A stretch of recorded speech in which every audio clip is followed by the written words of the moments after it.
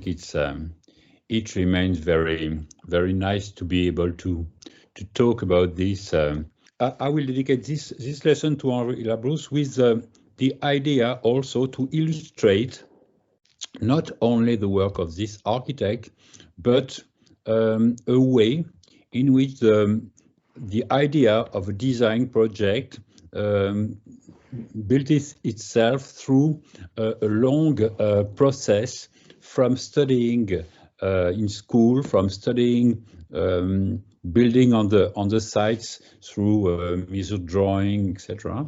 And my idea is to illustrate something like a sophisticated process, which is not only some kind of a mechanic imitation of models, of graphic models through drawing, but something that is more, that encrosses various information, knowledges on a longer period of time.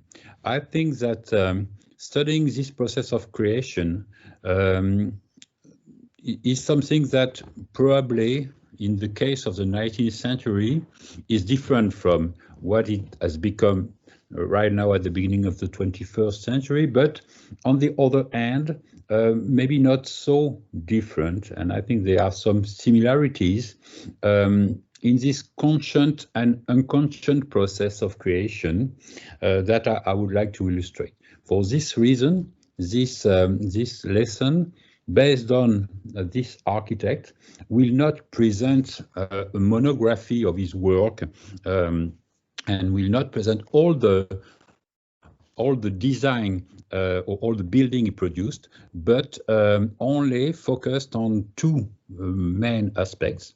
One is a design made when he was a fellow at the French Academy in Rome at the Villa Médicis between 1825 and 1830. He made one project design, and we will focus on that for the first part.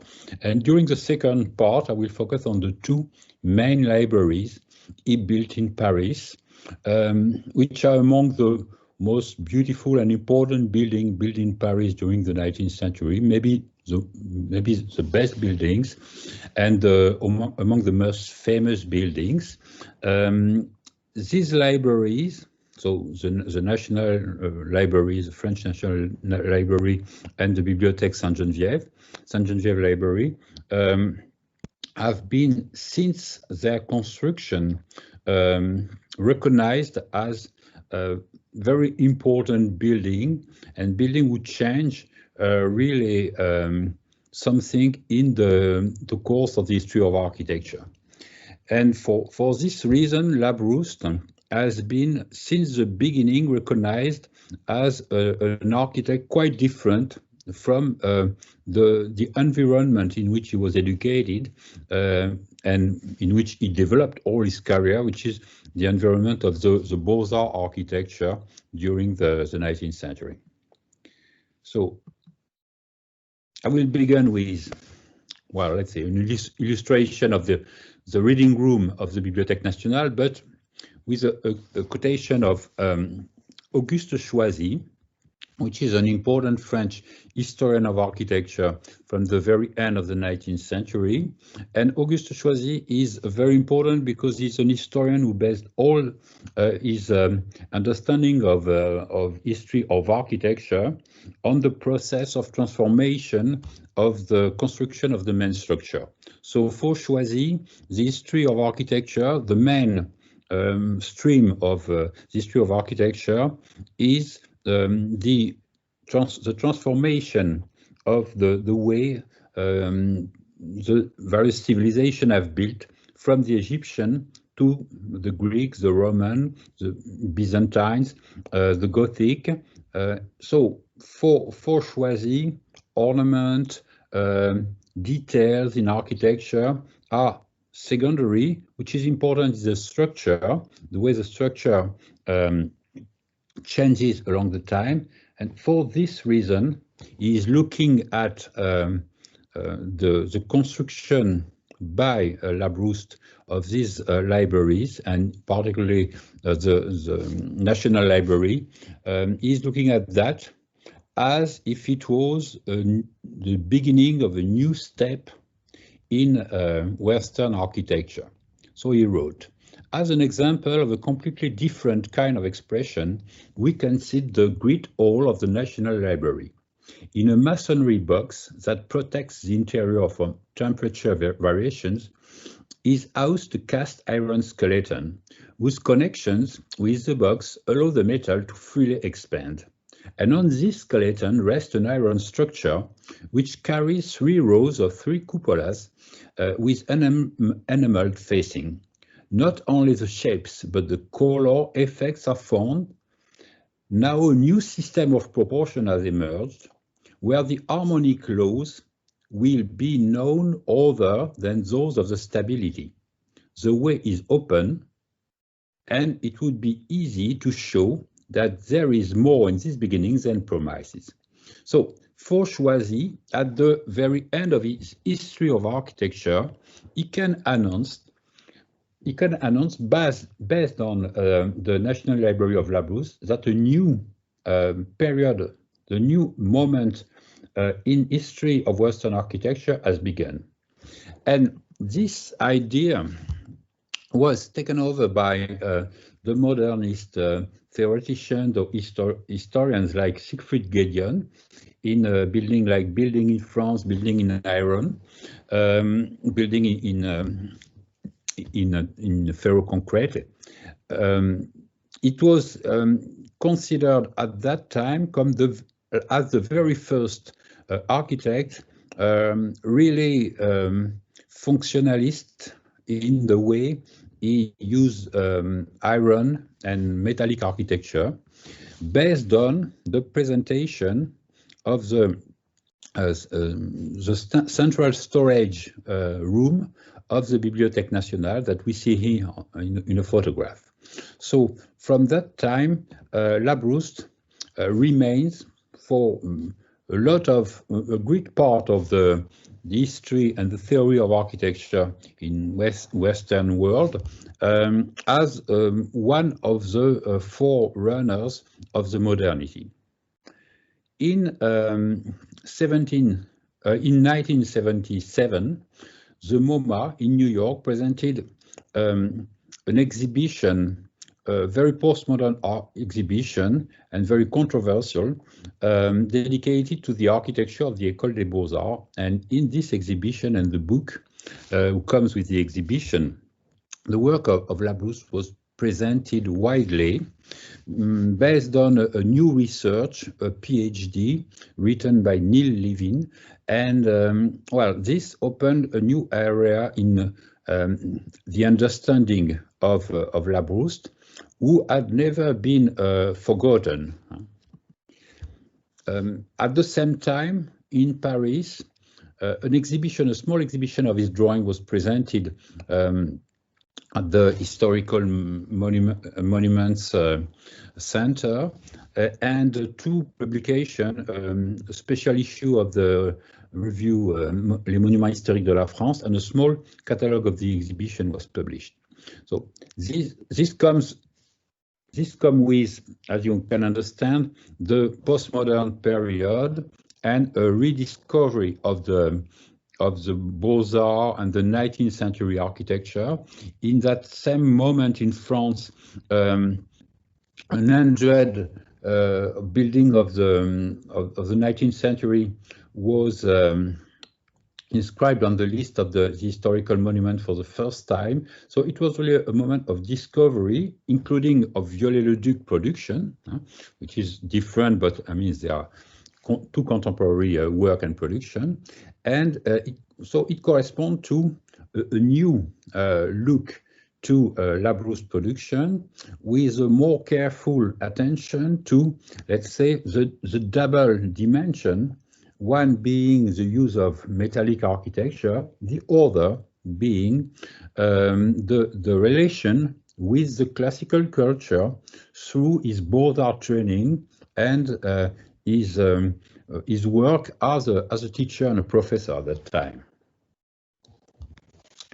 More recently, a collective book was dedicated in Italy to Henri Labrouste in 2002, and in Paris, an exhibition was opened at the Cité de l'Architecture et du Patrimoine in 2012, La structure mise en lumière. So it pointed once again to the structure and the fact that the structure was shown, brought to light. And this exhibition was presented in Paris, and then at the MoMA, one of the curators was Barry Bergdahl, and this corresponds to, well, in one way, a work of the Bibliothèque Nationale de France, who produced who digitalized once again all the drawing in order to put the drawing online. So you can go to Gallica, which is the site of the Bibliothèque Nationale de France, where you can see hundreds of drawings of Labrouste in very, very well reproduced and accessible for all. This exhibition, in the time of this exhibition, we organized a conference in Paris, and this conference, after many years, but also a lot of work of transformation, was published last year under my co-direction with Marc Lecoeur, and it's called The Century of Labrouste, a student, a friend, a master, which means that we decided to talk not only about Labrouste himself, but about Labrouste in relation with three generations of people. Let's say the generation of his masters when he was a student, and also with the other students at that time. A friend when, I mean, as an architect, he shared experiences and collaboration with other important architects of his time, and a master looking at the legacy of Labrouste in the production of his former students, and the production also of his son and his daughter, who were both of them more or less architects. So the idea also of this publication, and this is in one way also the idea of my presentation today, is that Labrouste was in the same time an architect at the very center of the institution. So he studied at the École des Beaux-Arts, he won the Rome Prize, he went to Villa Médicis. Further, he became a member of the Institut de France in Paris, and so he was charged by the French government to build important public buildings. So you can say this is a very official career of an architect, and he was really somebody who occupied a central position. On the other hand, he appears also as an architect in a marginal position, who criticized in one way the system, who anyway tried every time to change something, to modificate the mainstream of Beaux-Arts architecture. And this double position of being very central and quite marginal in the same time, according to us, was also an hypothesis about the 19th century and the École des Beaux-Arts. And this hypothesis was that, in one way, the better students of the École des Beaux-Arts, like Charles Garnier or Henri Labrouste, was every time people who were right in the middle of the institution and on the other hand able to work at transforming the institution. A particularity of this institution, very dominant in France and in Europe during the 19th century, that it was an academic institution, but producing his best, sons and his best students in such a way that they were in a critical position towards the institution itself. So I will talk today about two things that I say: the sojourn at Rome, focusing on one design project, and then the two libraries. During the sojourn in Rome, the students were supposed to study classical buildings through measured drawings of the existing ruins, and graphic restoration of the monuments. And they used to stay there for 4 or 5 years, and they had to send every year one official work to the Institut de France in Paris. So there is two parts in the production of the architects at the French Academy in Rome. This official requirement to send every year a dossier to the Institut de France, and on the other hand, what they produce during the rest of that time, studying whatever they wanted. So it's a place for a kind of freedom. So if at the end of the sojourn at Villa Médicis, you appear, like it was the case for Labrouste, as someone quite different, it means that during this period of time, you have been able to build your own personality and your own specificity. So this is the point I would like to discuss. And on the other hand, Labrouste, coming to Rome, studied mostly things that had already been studied by architects from the generation of the 1780s.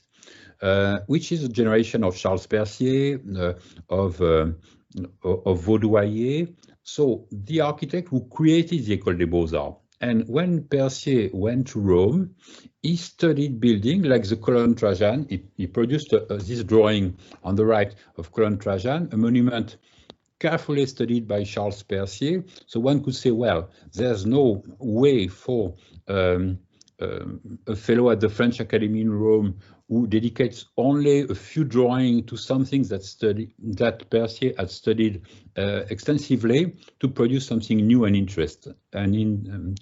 But in fact, what you can see is that Henri Labrouste wanted to compare himself and to measure himself with the production of these masters that were old at that time, but still there. So Percier was still a professor at the École des Beaux-Arts. In fact, they were the professor who held the institution, they held the academy at that time, but they were old, and he wanted to come back on their path in order to, to compare and to even to formulate a different way their production. So this was really something through all his production, as we will see, this linked with the generation of the year right before the French Revolution is something important, like if he wanted to build himself in opposition or in dialogue with this generation, which was the last great generation between him, let's say, and this moment. There are obviously interesting architects, but I mean, he was coming at a moment where to begin a new way, and for this reason, he dedicated a lot of his work to this this study of things already studied. And his final work of reconstruction of antique monument was dedicated to Paestum, as it is well known, and was one of these docents of the 18th century. He took it again with the idea to renew the understanding of the three temples in Paestum, and basically his idea was very provocative one, because his idea was to say that the three temples in Paestum, very different in their architectural expression, were in fact built in an order which is the opposite of the order that history now retain. So the most archaistic temple for him was the most recent, because his idea was that Greek architecture arrived in Italy, and then among the the years and the decades, Greek architecture became Italian. So what he saw in these three temples is not a process of coming from archaicism to classicism, but coming from Greek architecture to an Italian expression of the same architecture. And his interest for the so-called basilica, with its very primitive Doric order, obviously in opposition to what we know now of the historical process, but also to what was considered at that time, this opposition was conceived as a support of a theoretical position to say, well, an architecture cannot be transferred in another country without adapting to the geography, the climate, etc. And this architecture is the beginning of an Italian history of architecture. And it's very anti-classical as a position, because it means that classical architecture has to change and adapt itself when it comes from Greece to Italy, which means also when it comes from Italy to France. So you understand the idea. The idea was to construct an understanding of this architecture that support the idea that French architecture could not reproduce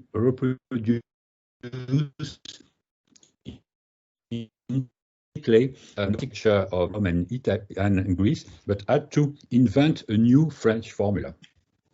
So this building has been studied at the end of the 18th century and published at that time. So it was a huge problem from the academy to accept this new lecture and this new understanding. You see here a drawing by Labrouste, and the rendering of his famous reconstructions of the temples that was sent in 1829. Opened controversy, quite violent, between him and the director of Villa Medici, who supported him, and the perpetual secretary of the Institut France in Paris, which makes Labrouste appeared as a revolutionary, or not a modernist, because at that time this idea didn't exist, but as someone who opposed the academy. And it was a good moment for that. As you saw at the beginning, Labrouste was born in 1801, which means 1 year before the great French writer Victor Hugo, that he advised for the writing of his novel Notre Dame de Paris. So Labrouste is fully a member of this romantic generation. And obviously for an architect, it does not mean the same thing as for a poet or painter, but there is this close link and this position, political position, which maybe does not fit really with the conviction of Labrouste, but that was since the beginning attached to Labrouste because of this controversy around his work. So during his sojourn at Villa Medici, Labrouste produced only one design for a cenotaph project of an expedition of a travel at the end of the 18th century. And this was a monument. This monument you see there. He designed this project in order to send it for the last year envoi de Rome to the Institute, but he didn't. At the end, he changed his mind and he kept this design for him in his portfolio.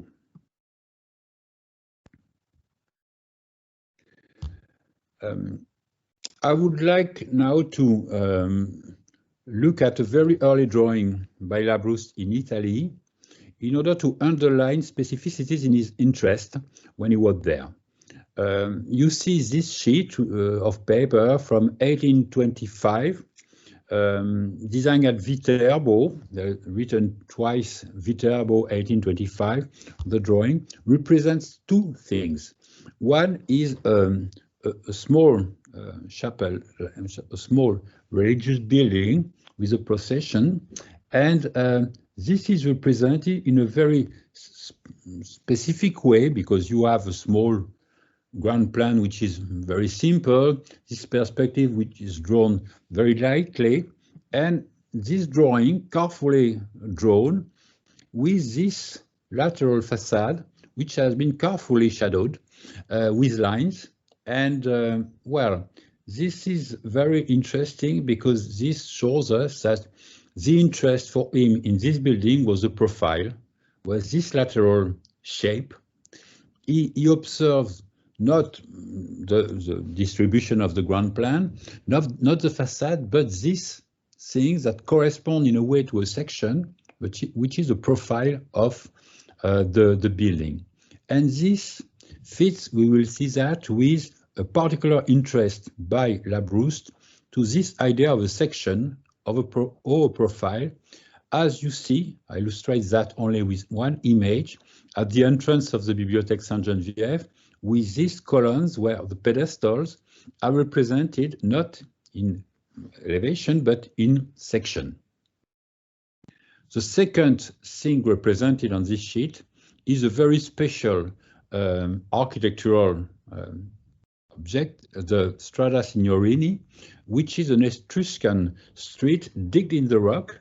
So it's something which is between a natural landscape and an artificial construction, and Labrouste represented this very carefully, and this shows an early interest that will stay in all his production to an architecture conceived like, you know, something that is presented in section as an underground architecture, and this will remain during all his sojourn a line of interest. He produced a lot of drawings dedicated to Etruscan tombs, and this obviously corresponds to an archaeological period of discovery of that, but also to this interest for underground excavated architecture. And obviously, this construction of his personality as an architect and his specificity as an architect went through this particular interest for a very specific kind of architecture with almost no facade, but an architecture that you represent basically in section.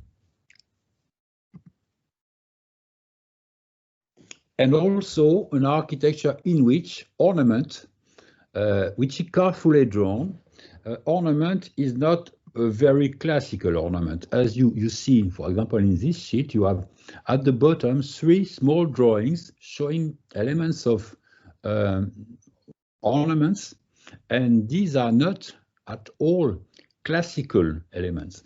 Obviously, they are part of the antiquity heritage, but they are very simple in their shape. They are in 2 dimensions, they are very flat, and we will see that this is also very important for him. So this design project in 1829, but dedicated to a drama that occurred in 1788, so 40 years before,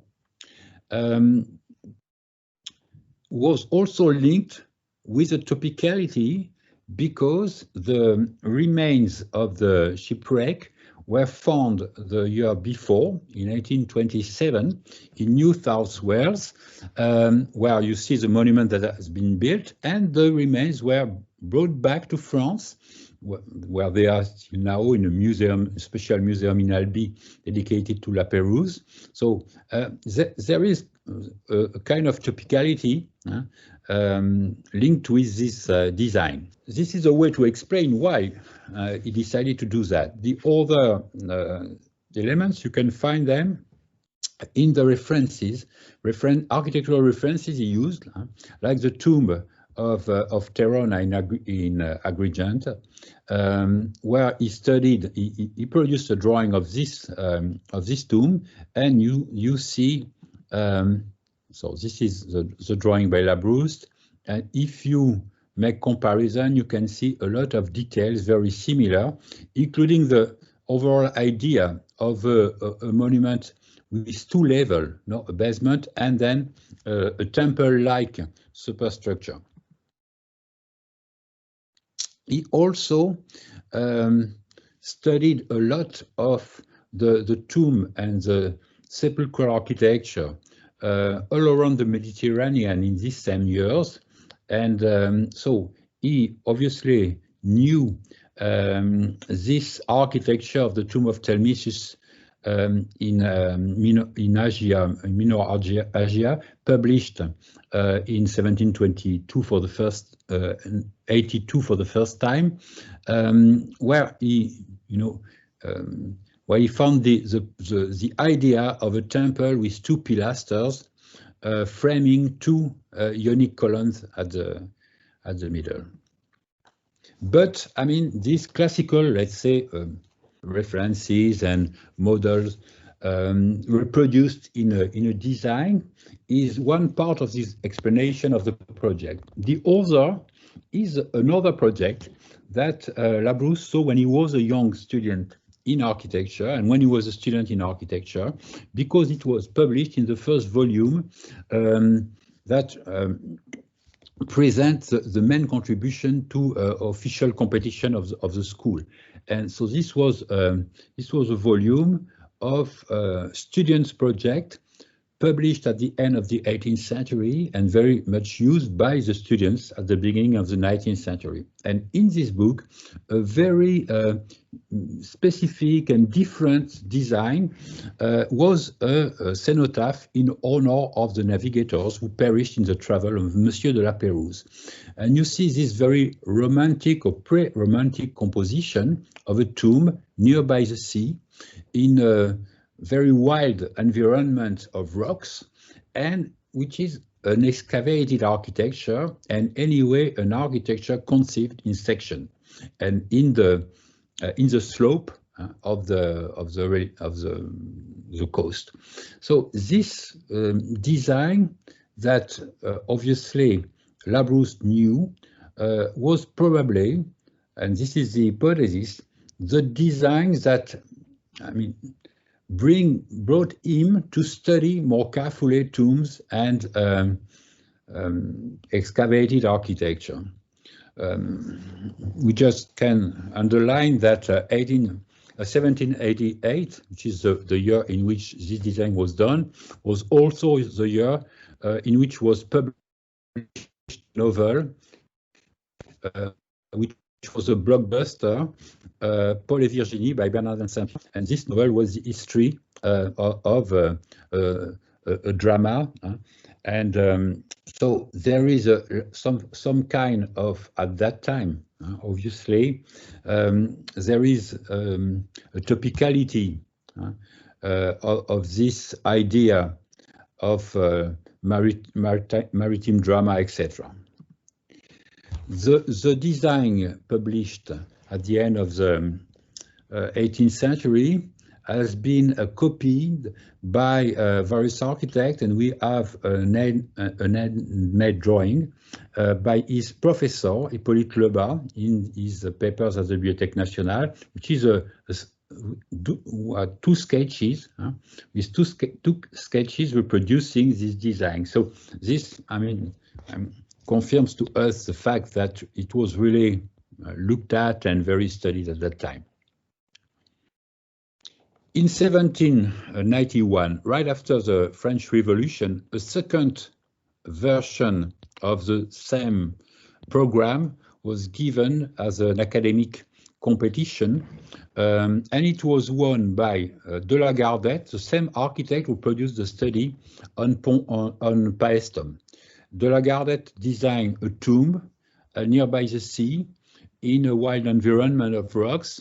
The design is poorest and weakest than the former one, and it was dedicated that time not a noble traveling for the King of France, like Lapérouse, but for a revolutionary representative, Mirabeau, very famous politician.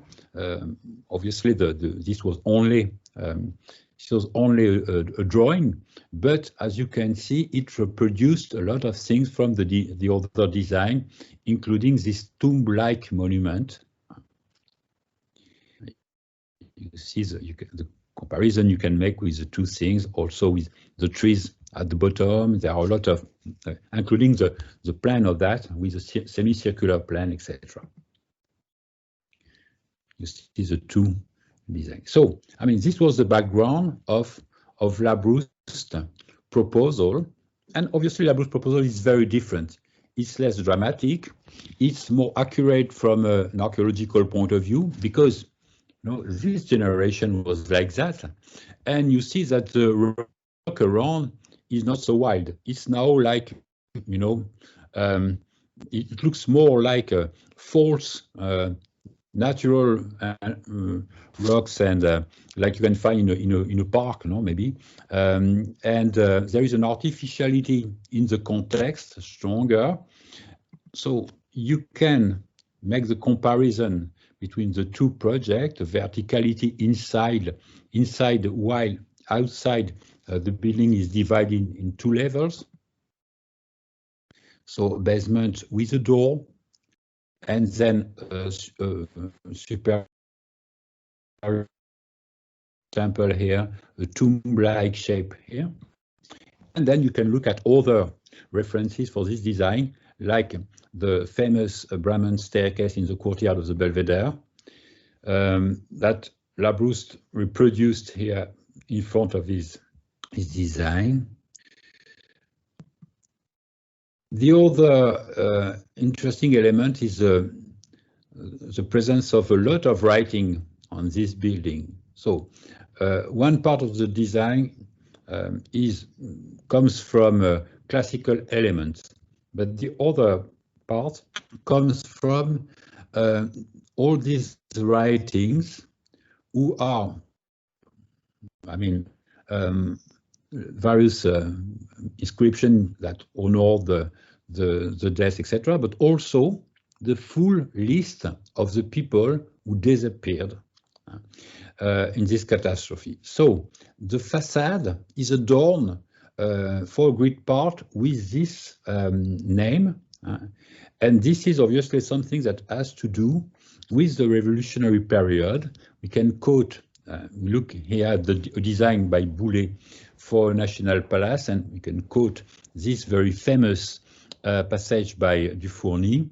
Now that all processions of tyranny is gone, that artists no longer bask in flattering vice, that they reserve the genius for the triumphs of virtue, monuments must make great impressions, the walls must speak, multiplied sentences must make our buildings books of moral.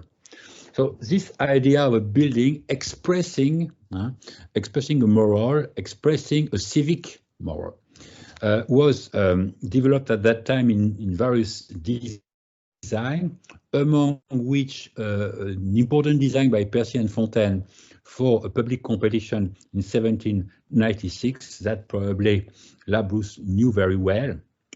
This was based on the name of all the soldiers killed during, so it's a monument which is called Monument intended to receive the names of the heroes who died for the homeland. And, obviously this has to do with recent architecture, as you understand. But this idea of a building adorned mainly by the name engraved has something to do with the composition of Labrouste, obviously.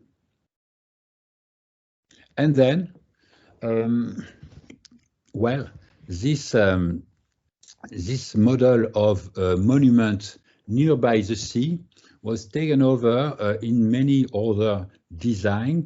As you see here, a design for a tomb, a monument for Napoleon in the island of Sainte Hélène, and it was given again in 1851 as a competition at the École des Beaux-Arts. Well, just to show how this process of reproducing the same exercises went through all the 19th century. I go ahead. Well, then we arrive to the two library. The first one, Sanjan Library, which is built on a very central, very important square in Paris, nearby the Panthéon, and where Labrouste built a brand new library to replace the older one, which was made of various buildings assembled. And this library looks like, something that does not try to compete with the other monument present on the spot. There is no colonnade, there is no portico at the entrance. It's a very simple shape, just as if it was to contain something, but with no intention to occupy a public position in the public place. And Labrouste commented his building in this direction in Revue Générale de l'Architecture when he wrote, "I would have liked a large space planted and decorated with statues to have been placed in front of the building, to keep it away from the noise of the public highway, and to prepare the people who frequent it for meditation. A beautiful garden would undoubtedly have been a suitable introduction to a monument dedicated to the study."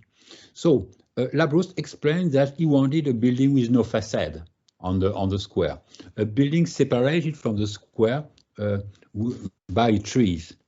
And he replaced this garden he could not have for obvious reason of space by a strange vestibular that imitates the garden. So you see the idea with the bust of famous writers and the vegetation which is painted on the upper part. Well, when in 1843 the library begins as a construction, the king Louis-Philippe published a medal, and in this medal, obviously designed by Labrouste, the choice was made to publish not a facade, not a ground plan, but a section, a perspective section of the building, showing that for the architect, the understanding of the building was a section. By the way, this is probably the first or one of the very first building that was published in 1852 from a photography, as Neil Levin has shown. This photography in the lower part was taken by famous photographers in Paris, and it is in the papers of Labrouste at the Académie d'Architecture. And the engraving in the Revue Générale de l'Architecture is obviously made from this photography. So you see the entrance with the famous two columns that show the entrance of a very like temple-like building. So the idea is almost to stress on the quasi-religious importance of a library. And you find the same two columns, like at the entrance of the temple, at the entrance of the storage room of the Bibliothèque Nationale de France. Come back to the facade, which have something to do with the study Labrouste made of San Francesco at Rimini, with this building of Alberti, with this line of arches on the facade, but also with different contemporary design, including this small facade for an important building, the School of Drawing in Paris. You can see the the idea of this small window in the lower part, but obviously the main idea was also the use of the tables with the engraved names all around the building, who becomes one of the most important ornaments of the facade. And these names are the names of the writers, the main writers of history, of knowledge, of literature, etc. So that, you know, there is a strong link between the two buildings, one being a cenotaph that contains the remains of the catastrophe of Labrouste, but the other one being a place that contains the whole production of these people whose name is engraved on the facade. And in this way, obviously, the library is not a cenotaph, but there is a close link in the idea to design that contains something with the inscription of the facade that explain what you find inside. So, I mean, this very flat facade of the Bibliothèque Sainte-Geneviève, in fact, is flat only at the exterior, because at the interior, there are very strong pillars, and it develops in a wide facade. So the width of the facade comes inside and absolutely not outside. There is really the idea to oppose a very, very flat, insignificant facade at the exterior and a very wide and important development at the inside, with a referencing here of the libraries presented in various levels, a reference to an important engraving that we know Labrouste had in front of him when he was working at his office, a design by Boulet with this idea of amphitheater of books, as he said. So the books presented here in various levels with the the upper part of each level serving as a pathway to take the book on the upper one. The other reference for this design of Labrouste was a Gothic building, which was transformed right at that moment, just a few years before, by a friend of him, Léon Vaudoyer, which was a fellow at the French Academy in the same time than him. And this was a refectory of the former convent, Saint-Martin-des-Champs, transformed as the library of the National Conservatory of Art and Craft. So you see there, that the idea of a double nave was taken by Labrouste in this reference of the refectory transform. And you see here the section of this and the roof with all this iron covering which remain apparent, and this ornament who connects with the study of the Etruscan details in the tombs. This construction of the roof in cast iron and steel, etc., was made because at that time one considers that the metallic structure was better for a library because it was more resistant to fire. Now we know that it's not exactly like that, but at that time this was the idea of that choice.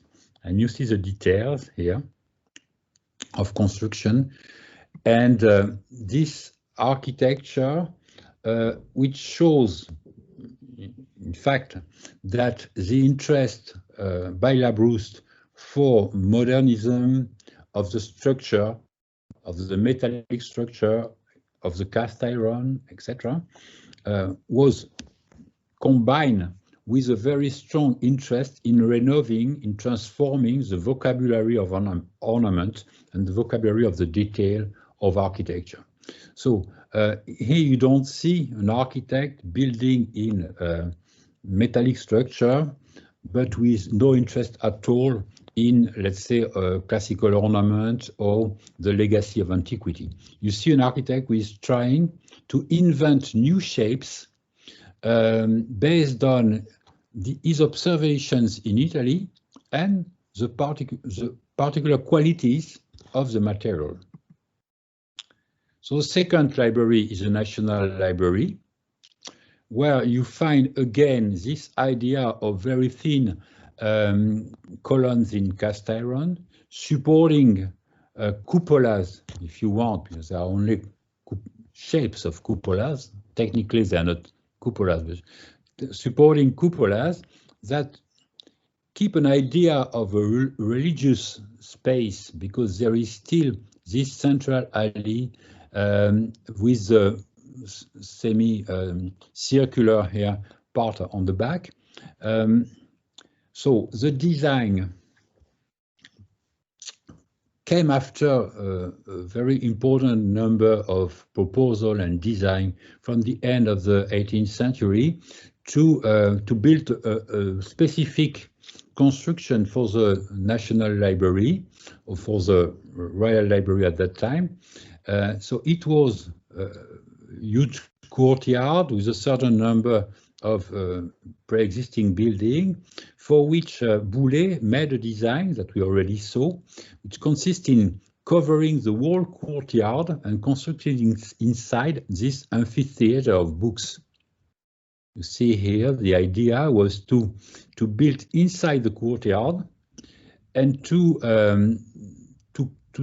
keep more or less the existing building as it was. You see in the section that the construction by Boulez does not even touch the pre-existing walls. The only thing is that the vault, which is a false vault, wooden structure, obviously relies on the existing construction, but the library by itself, the construction, is independent. Boulez designed also classical monumental facades for this library.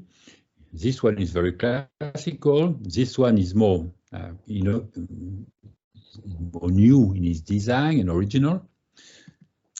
Labrouste, so I go quickly because there are so many steps between, but Labrouste, in the middle of the 19th century, after 1854, 1859, so he was appointed as an architect of the National Library in 1854, then presented a project that was his final proposition in 1859, and the proposition is to build only one part of the courtyard with a main reading room, and to separate the main reading room to a room dedicated to the storage of the book.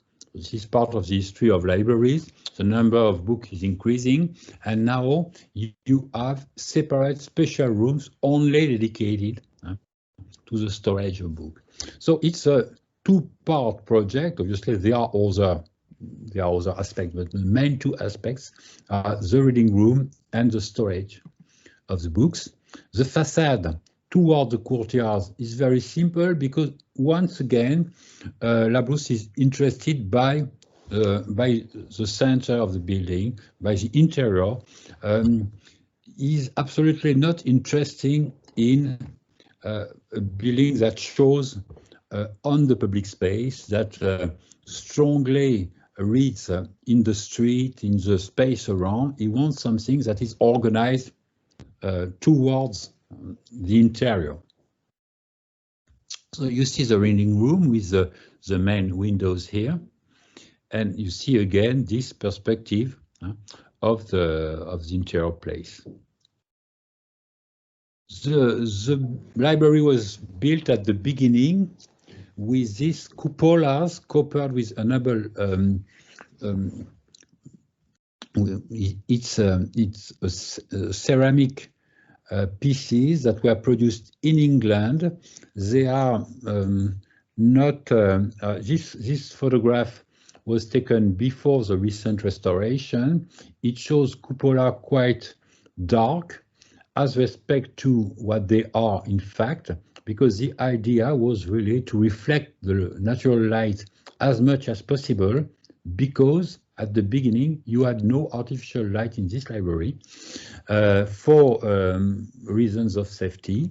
It was too precious a collection of books to have any kind of light, which was at that time obviously light with gas or some, anyways, not with electric, obviously, lamps. So at the beginning, everything was based on natural light, and this was the reason for he conceived this cupola, buying in England, producing in England the pieces of this innovant material for the cupolas. And he also used golden metallic elements in order to reflect as much as possible the light in the wall covering, in the wall cupolas. You see the element there. So then, in the room dedicated to the storage of the books, it conceived that as a 4-level space with a glass roof and natural light coming from the roof, and with transparent floors, in order to have the light, natural light, coming down from the top to the lower level through the various levels and the various floors. This was designed like that, but during the 20th century, in the 1930s, the building was transformed because they needed more place, so they added levels on the top of the building and even under this level, so that now you have no more natural light coming in this storage room. But this image was very new at that time, because it was an entire place designed only with a functional aim and with absolutely no concern with classical ornament or design. For this reason, it was considered like a very innovative place and a very important step for the new architecture of the 20th century. Obviously, the historian can ask himself whether this reading of the whole project is fair, because as you saw, for Labrouste, there are really 2 rooms, and the reading room remains a place where he designed a lot of details of ornament, where he creates new interpretations of the classical vocabulary, including this very vertical order using cast iron, but which is based also in the observation of the Pompeian frescoes that he studies when in Italy. So there is really a double architecture, but probably in the mind of Labrouste, a kind of a hierarchy between, the reading room, which was the place where the people, or the readers, were working, and the storage of the book, which was a place only to store the books, where people were not admitted. And obviously the modernist historiography, changed this hierarchy, giving more importance to this storage room. But what is true is that most probably Labrouste was also very conscious of the quality of this storage room, but it does not mean that for him this was the main one. I would just like to conclude this presentation by insisting on this idea that I tried to show during the whole presentation of a design in architecture which is based on various elements at different levels like obviously a program, and the idea of this program is very important at a moment when the library became almost a scientific program with the development of the space dedicated to the books, but also the very important development of the number of the readers. So the library becomes a real equipment which is dedicated to reading at a new scale and with a new rationality in the way to conceive it, and this is very important. The second point, obviously, are the references that an architect uses, seeing what is building by a friend of him, by students or other people working around him. So as now looking at new buildings, looking at publications, etc. But in this case, you see also a process which is longer, and this process is more subconscious, something that over the years makes Labrouste studying more the tomb and the excavated architecture and other kind of building, because when he was a student, he was fascinated by certain design of the generation before. When he went to Italy, he studied in this direction, and studying in this direction, then he came back with a certain number of ideas or dreams that he tried to, to express in his design and his construction. And I think that this different kind of references and temporality in the process of conception.